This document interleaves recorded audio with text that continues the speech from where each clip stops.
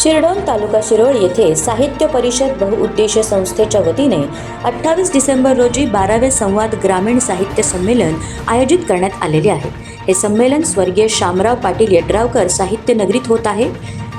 संमेलनाचे उद्घाटन आमदार राजेंद्र पाटील यड्रावकर यांच्या हस्ते होत असून कवी प्रदीप पाटील हे संमेलनाध्यक्ष आहेत। सरपंच सागर भंडारे स्वागताध्यक्ष असून दीप प्रज्वलन गुरुदत्त शुगर्सचे चेअरमन माधवराव घाटगे यांच्या शुभ हस्ते होणार आहे। सकाळी 9 वाजता ग्रंथदिंडीचे उद्घाटन उद्यान पंडित गणपतराव पाटील तर ग्रंथ प्रदर्शनाचे उद्घाटन आमदार राहुल आवाडे यांच्या हस्ते होणार आहे। या संमेलनात आज वजीर रेस्क्यू फोर्स औरवाड यांना सामाजिक कार्य पुरस्कार देऊन सन्मानित करण्यात येत आहे।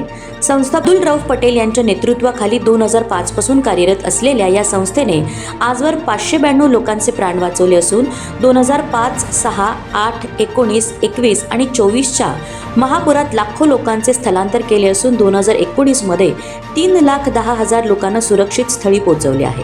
पंढरपूरच्या चंद्रभागा तीरावर 500हून अधिक भाविकांचे प्राण वाचवले असून 9,746 मृतदेह पाण्याबाहेर काढून पोलिसांच्या स्वाधीन केले आहेत। आज शिरोळ तालुक्यात 486 व कोल्हापूर जिल्ह्यात 850हून अधिक स्वयंसेवक त्यांच्या मार्गदर्शनाखाली कार्यरत आहेत।